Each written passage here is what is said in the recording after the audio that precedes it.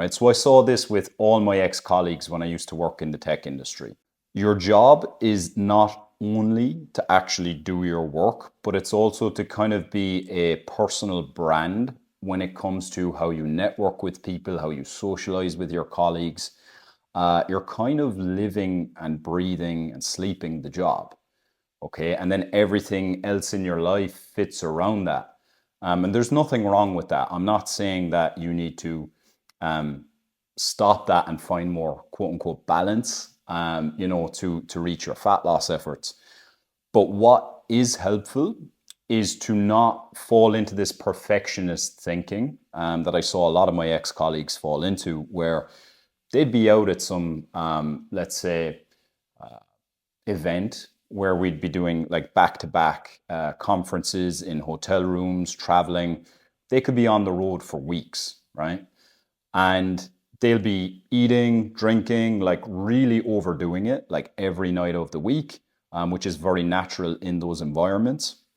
And then they would talk this absolute shit about like nutrition, where, everybody has an opinion on nutrition, but I'd be listening to them and they'd be saying things like, sugar is really bad for you, or carbohydrates are pure poison, or, you should really only eat these certain types of foods, right? So they're talking through the lens of perfection whilst they're living a life of excess, right? And a lot of people do this, even if you're not in that particular situation.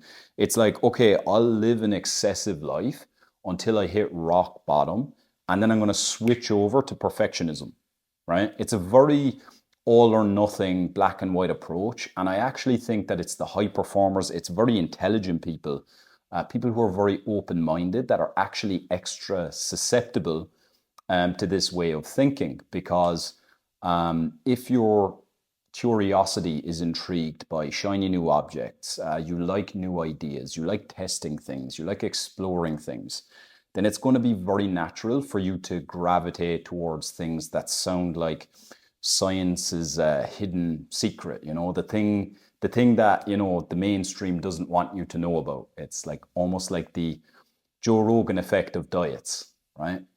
Um, but you have to resist that temptation. I think one of the wisest people I've ever met when it came to nutrition was my grandmother. She's still alive. I don't know why I'm saying was my grandmother. But I just remember when she was, minding me as a child, which she would do quite a bit when my parents were at work. She would say, a little bit of what you fancy. And basically, what that meant was you can have whatever you want in moderation. And moderation was very easy. Well, not very easy, but it was a lot simpler to do in simpler times. It's much more difficult to do today because we don't suffer from a lack of food options. We suffer from an overabundance of food options, an overabundance of choice, an overabundance of convenience. So we actually need to outsource how we quantify moderation, right? So that's why I'm all about setting external constraints, using some form of budgeting or tracking when it comes to nutrition. So let's take it back to that example of the high performer who's on the road, the types like my ex-colleagues, right?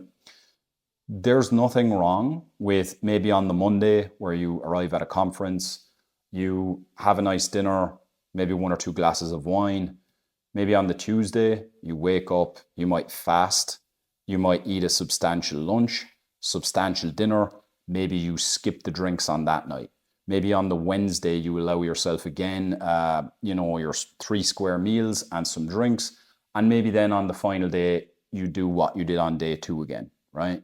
It's all about just budgeting out what you can get away with, where you're striking a balance between enjoying wherever you're at, you're in the moment, you're able to break bread and have a few drinks with your colleagues, but you're also not sacrificing your own health, your own long-term goals in terms of what you want, in terms of fat loss.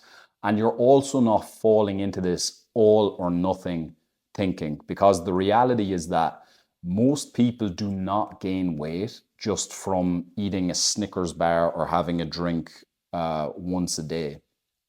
They get overweight on specific weeks or times of the year.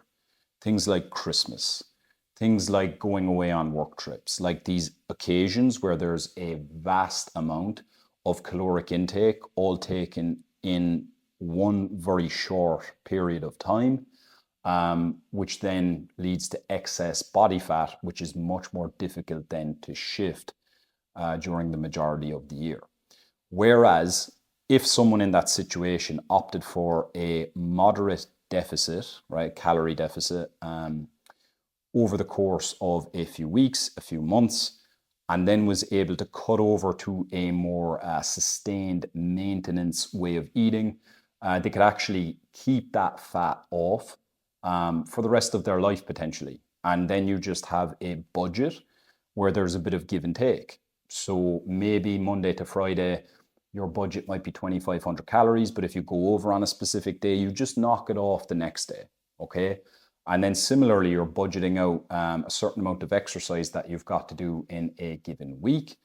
And once you hit those constraints, then you really don't have to forgo any work trips, social occasions, etc. And on the flip side, you don't have to do any overly restrictive dieting when the conditions are perfect. If you'd like to save time on your fat loss journey whilst also avoiding restrictive dieting, then subscribe to this channel or have a look in the description. There's some helpful links there as well. And I'll see you in the next video.